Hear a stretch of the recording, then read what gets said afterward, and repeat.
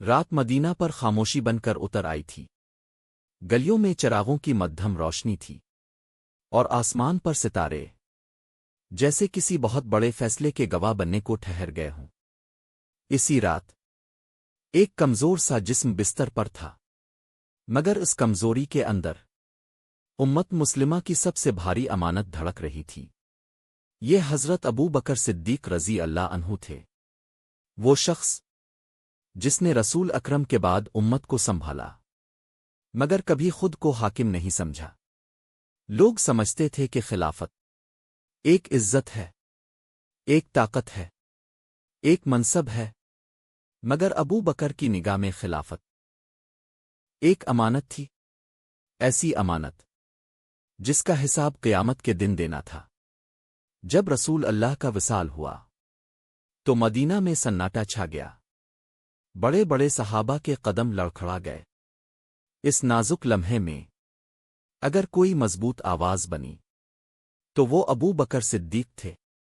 انہوں نے امت کو سنبھالا، دین کو بکھرنے سے بچایا اور خلافت کا بوجھ اپنے کندھوں پر رکھا، مگر دل میں ایک ہی دعا تھی، اے اللہ، یہ ذمہ داری مجھ پر بھاری نہ کر اور مجھ سے بہتر کو اس امانت کا حقدار بنا دے۔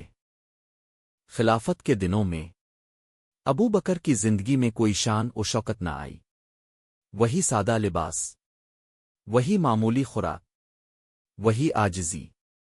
بیت المال سے بھی اتنا ہی لیتے جتنا زندہ رہنے کے لیے ضروری تھا، اور فرمایا کرتے تھے، مجھے اس کام پر مقرر کیا گیا ہے، حالانکہ میں اس کا اہل نہیں۔ اگر میں سیدھا رہوں تو میری مدد کرنا، اور اگر میں ٹیڑھا ہو جاؤں تو مجھے سیدھا کر دینا۔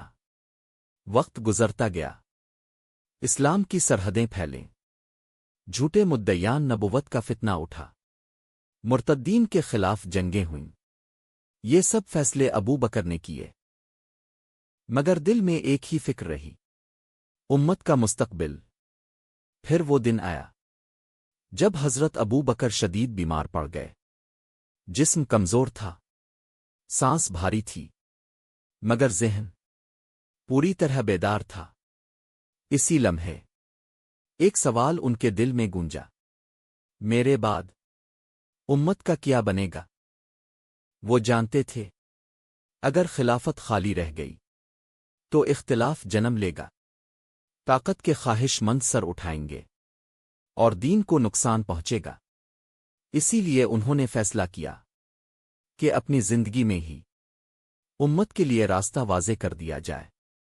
یہ فیصلہ نہ کسی رشتے کی بنیاد پر تھا، نہ کسی ذاتی خواہش پر۔ انہوں نے بڑے بڑے صحابہ کو بلایا اور ان سے مشورہ کیا۔ ان کے دل میں ایک نام واضح تھا، عمر بن خطاب رضی اللہ عنہ۔ کچھ صحابہ نے عرض کیا، اے خلیفہ رسول، عمر سخت مزاج ہیں، کہیں امت پر سختی نہ ہو جائے۔ حضرت ابو بکر نے کمزور آواز میں مگر مضبوط یقین کے ساتھ فرمایا، میں نے عمر کو آزمایا ہے، ان کی سختی حق کے لیے ہے، اور جب وہ اکیلے ہوتے ہیں تو سب سے زیادہ نرم دل ہوتے ہیں۔ پھر فرمایا، اگر عمر میں کوئی خامی ہوتی تو میں اللہ کے سامنے اس امانت کا بوجھ کیسے اٹھاتا؟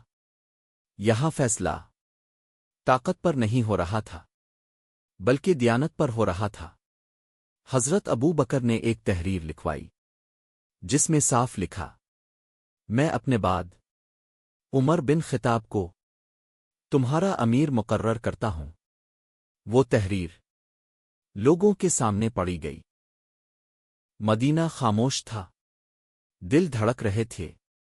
یہ کوئی بادشاہت نہیں تھی کہ بیٹا وارث بنتا، یہ خلافت تھی، ایک امانت جو سب سے اہل شخص کے حوالے کی جا رہی تھی۔ مدینہ کی فضا بدل چکی تھی، حضرت ابو بکر صدیق اس دنیا سے رخصت ہو چکے تھے، اور امت مسلمہ ایک نئے دور کے دروازے پر کھڑی تھی۔ لوگوں کی نظریں ایک ہی شخص کو تلاش کر رہی تھیں، وہ شخص جس کے نام سے دشمن کانپتے تھے اور جس کے عدل پر مظلوم بھروسہ رکھتے تھے، وہ تھے حضرت عمر بن خطاب رضی اللہ عنہ۔ جس دن حضرت عمر کو خلافت ملی، اس دن ان کے چہرے پر خوشی نہیں تھی، نہ مسکراہٹ، نہ فخر، نہ غرور، بلکہ ایک عجیب سی خاموشی تھی، جیسے دل پر کوئی بہت بھاری بوجھ رکھ دیا گیا ہو۔ انہوں نے منبر پر قدم رکھا، لوگوں کا سمندر ان کے سامنے تھا، اور زبان سے صرف ایک جملہ نکلا، اے لوگو، میں تم میں سب سے بہتر نہیں ہوں، لیکن تم پر ایک امانت رکھ دی گئی ہے۔ پھر حضرت عمر کی آواز بھرا گئی، اگر میں سیدھا رہوں تو میرا ساتھ دینا، اور اگر میں حق سے ہٹ جاؤں تو مجھے روک دینا۔ یہ الفاظ کسی بادشاہ کے نہیں تھے۔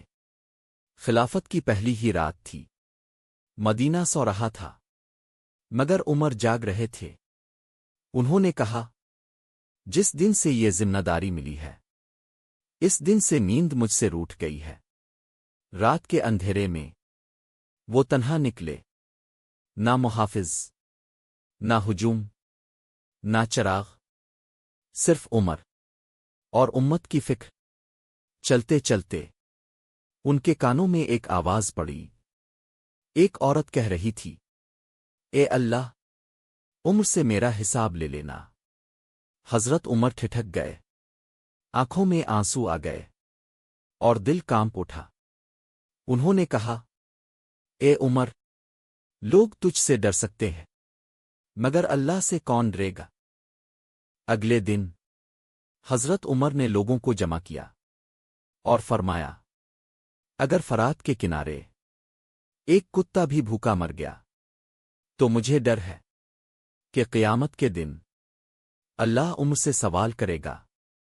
یہ کوئی مثال نہیں تھی، یہ عمر کا ایمان تھا۔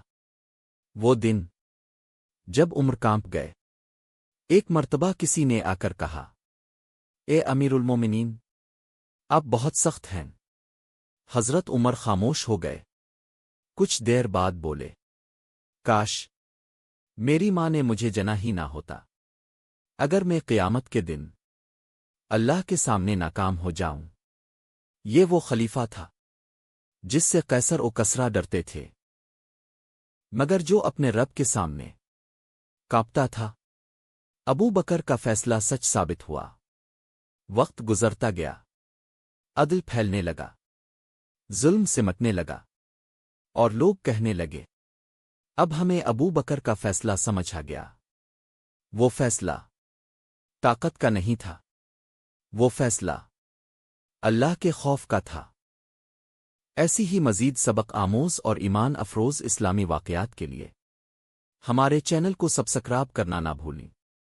آپ کا ایک کلک ہمارے لیے حوصلہ افزائی اور آپ کے لیے صدقہ جاریہ بن سکتا ہے۔ اگلی ویڈیو اب کس موضوع پر ہو، اپنی قیمتی رائے کمنٹ میں ضرور بتائیں۔